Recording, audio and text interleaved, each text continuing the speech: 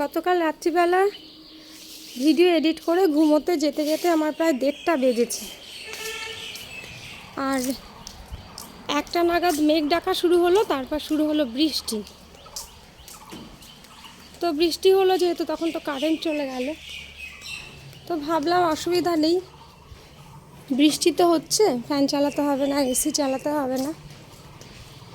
আর রাতে এত বৃষ্টি হয়েছে যে সেই বৃষ্টির জল রাত্রিবেলায় শুকিয়ে গেছে।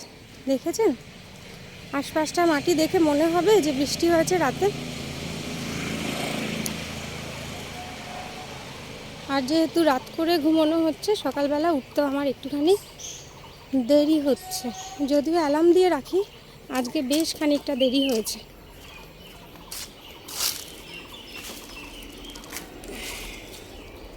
আর মেয়েদের স্কুল টাইমের অন্তত 1-1.5 ঘন্টা আগে যদি উঠতে না পারি, তাহলে আমার সব কাজ একদম মাটি হয়ে যায়। ভোরবেলা উঠে ফুলটা তোলা না হলে, এই যে ওরা সব বেরোবে খেয়ে দিয়ে, তারপরে ফুল তোলা।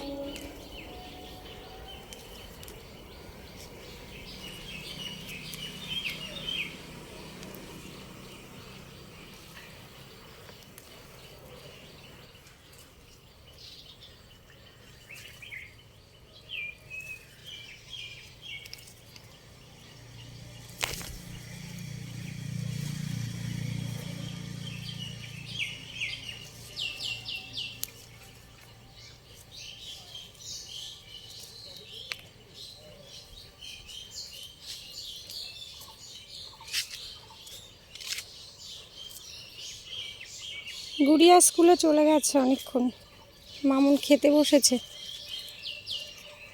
আর আমি এলাম ফুল তুলতে। রোদের তাপে ফুলগুলো নেতিয়ে গেছে।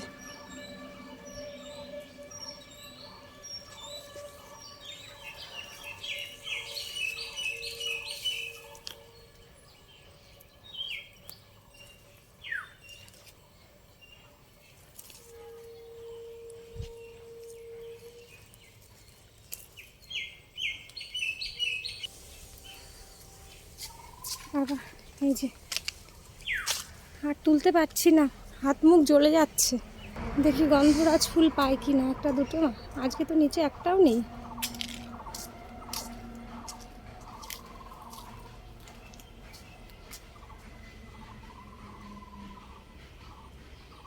ওই একটা আছে।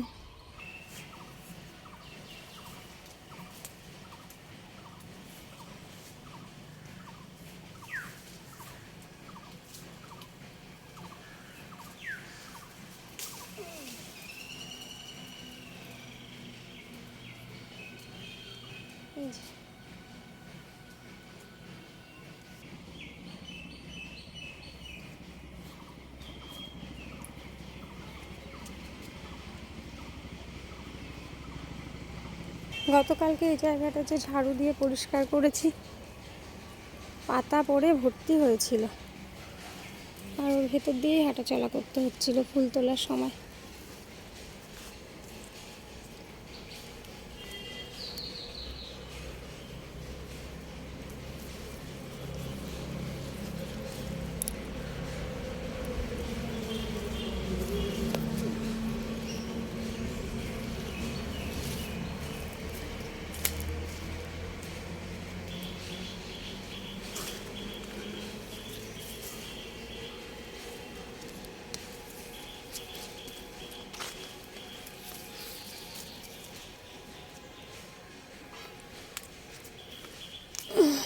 বাবা,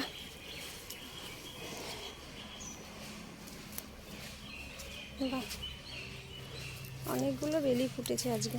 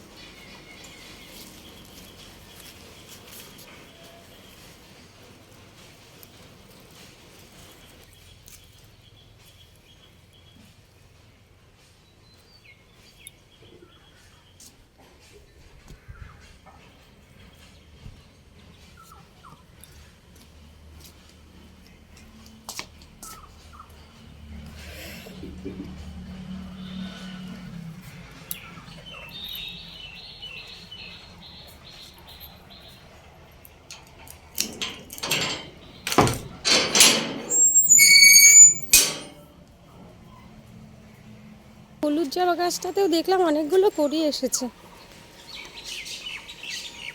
আর কদিন পরে মনে হয় তোলা যাবে। এই যে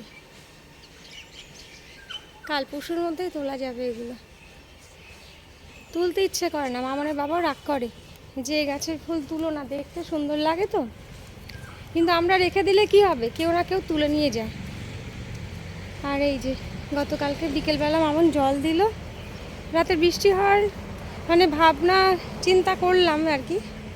রাতে যেহেতু বৃষ্টির শব্দ পেলাম, ভাবলাম যে যাক গাছগুলো আবার একটুখানি বাঁচবে কদিন। ও বাবা, আর এমনি তো এদিকে বালি মাটি, ও যা ছিটে ফোটা পড়েছে, ওই কি বলুন তো, ওই যে শান্তির জল দেওয়া হয় না, ওম শান্তি করে ওই রকম হয়েছে। নমস্কার, সুপ্রভাত, সবাই কেমন আছেন? আশা করি সকলেই ভালো আছেন।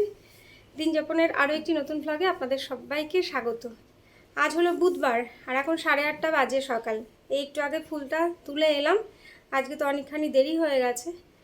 প্রত্যেক দিন এই রাত করে ঘুমোতে ঘুমোতে সকালবেলা উঠতে দেরি হয়, আর অ্যালার্ম দিয়ে যদিও উঠি, মানে উঠতে আর ইচ্ছে করে না। তো এই ছোটো মেয়ে চলে গেছে স্কুলে, মামন যাবে এবার। এই যে ব্যাগপত্র এখানে রেডি করা, আর ও বেরোলে আমি আবার মেশিনে কিছু কাপড় দেব, দিয়ে আবার ওর বাবা টিফিনটা করব। এখনও টিফিন করা হয়নি। আরও একটুখানি বেরোলো, বাজারে যায়নি, কোথায় নাকি ওই গাছ থেকে মধুর মানে মৌচাক ভাঙছে, বললো মধু আনবে, তো ওই মধু আনতেই আর কি গেছে। দেখা যাক পায় কি না। ওই এসে গেছে মনে হয়। কই? আরে পাখি উড়ে চলে গেছে। কি পাখি? এই পাখি না, মৌমাছি। এই হচ্ছে চাক ভাঙা মধু। কতটুকু এখানে? 400 গ্রাম মাত্র, এইটুকু পেয়েছো?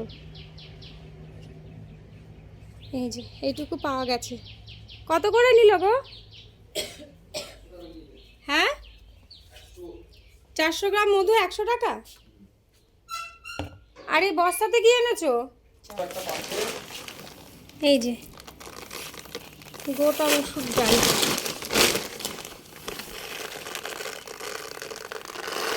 এগুলো আবার ভাঙাতে দিতে হবে, ধুয়ে পরিষ্কার করে, কারণ প্রচুর মাটি আছে। ধুয়ে পরিষ্কার করে দিতে হবে তো? ধুতে হবে না?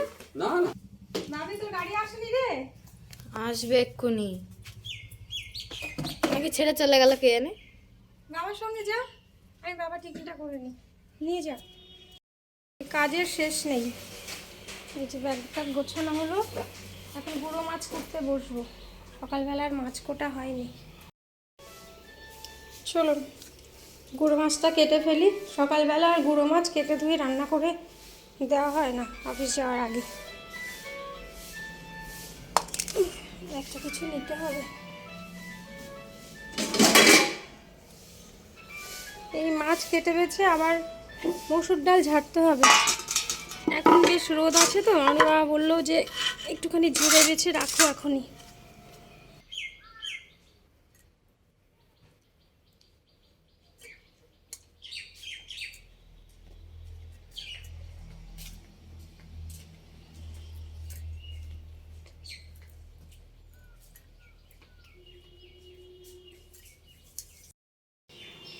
গুঁড়ো মাছটা কাটা বাছা দেওয়া হয়ে গেছে, নুন হলুদ মেখে নিয়েছি। আর গুঁড়ো মাছে আজকে দেবো হচ্ছে সরু সরু করে শুধু আলু কেটেছি, আর এই যে এদিকে টমেটো, পেঁয়াজ, কাঁচা লঙ্কা, আর একটুখানি মাছের তেল, তার জন্য একটুখানি বেগুন আলু কেটেছি। সেই আগের দিন রেখে দিলাম যে অর্ধেকটা বেগুন, সেই বেগুনটুকু আর ছোট্ট একটা আলু দিয়েছি, মামনের বাবার একার জন্য হয়ে যাবে। আর এদিকে দুখানা কড়াই নিয়ে নিয়েছি। চলুন শুরু করে দিই।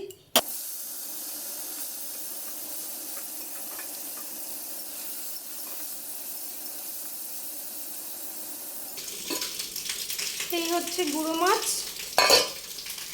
আর এই হচ্ছে সেই মাছের তেল পাতুরি। রান্না বান্না হলো, কিন্তু ওই যে বলে না, শেষ হয়েও হইল না শেষ। কটা বাজে? 11টা বাজতে 16-17 মিনিট মতো বাকি। কেন বলছি, কারণ এখন আমাকে যেতে হবে গাঁদাল পাতা তুলতে। আর কদিন ধরে মামন যে বলেছে না, আমি শুধু আজ না কাল, কাল না পরশু এই বলে যাচ্ছি, আজকে বানিয়ে দিতেই হবে একটু গাঁদাল পাতার বড়া, কারণ আজকে তো গুঁড়ো মাছ হয়েছে, মেয়ে কিছুতেই ভাত খাবে না। আর সকালবেলা তো তাড়াহুড়ো করে করে দিতে পারিনি, বিকেলবেলা করে রাখবো যদি এসে খায়। বিকেলবেলা স্কুল থেকে এসে ভাত খেতে চায় না, তো ওকে বললাম দেখ আমরাও 4:30টার সময় স্কুল থেকে ফিরে বাড়ি এসে ভাতই খেতাম, রোজ রোজ এই গরমের মধ্যে বিকেলবেলা কি বানাবো বলুন তো। তো গতকালকে দেখলাম ভাত দুটো খেলো, আর আজকেও একটু বড়া বানিয়ে রাখবো, না হলে এই গুঁড়ো মাছ দিয়ে মেয়ে আর ভাত খাবে না। গুড়িয়াও তাই, দিদির দেখা দেখি গুড়িয়াও এখন এই একই কাজ শুরু করেছে, আগে খেতো এখন গুঁড়ো মাছ খেতে চায় না। যা গন্ধ রে বাবা এই পাতার, অনেকে তো কাঁচা রস করে খায়, মানে তাদের ভগবান অনেক ক্ষমতা দিয়েছেন। এই গ্যাদাল পাতা যারা কাঁচা রস করে খায়, আমার গলাটাও ধরে এসছে।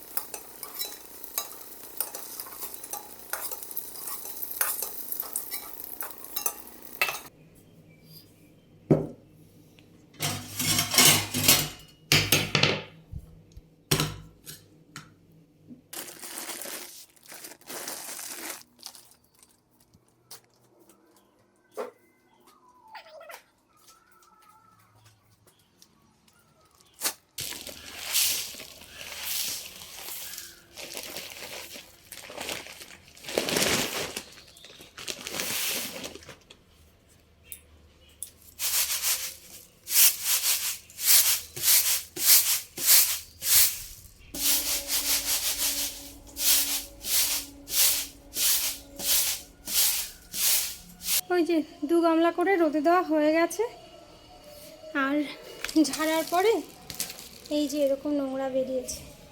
এর মধ্যে যদিও 2-1টা গোটা ডাল আছে, দেখে আর একবার ঝেড়ে দিই। এই দেখেছেন আরও মাটি আছে ডালের মধ্যে, সব তো আর বের করা যায়নি, শুধু মাটি ভর্তি। গুড়িয়া স্কুল থেকে চলে এসেছে, আমি ডাল ঝাড়তে ঝাড়তেই মেয়ে চলে এসেছে, আমি আর রাস্তায় যেতে পারিনি। একটু দেখি লস্যি বানাই, মা মেয়ে দুজন খাই 2 গ্লাস, আর মামনের জন্য করে রাখি। বাবার জন্য করে রেখে লাভ নেই, কারণ রাত্রিবেলা এসে তো আর খাবে না।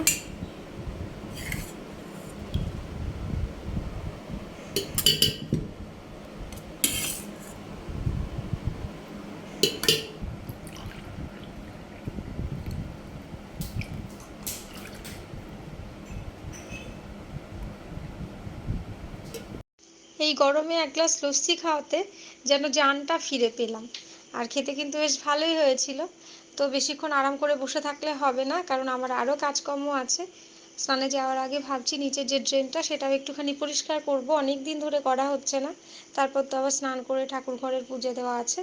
তো চলুন আজকের ব্লগটা এখানেই শেষ করব। ভিডিওটা কেমন লাগলো অবশ্যই কমেন্ট করে জানাবেন। কেমন ভালো লাগলে কিন্তু লাইক শেয়ার করতে একদমই ভুলবেন না। আর সকলে ভালো থাকবেন, সুস্থ থাকবেন, সবসময় হাসি খুশি থাকবেন। আজকে এখানেই রাখছি, দেখা হবে খুব তাড়াতাড়ি নতুন একটা ব্লগে। আজকের মতো টাটা।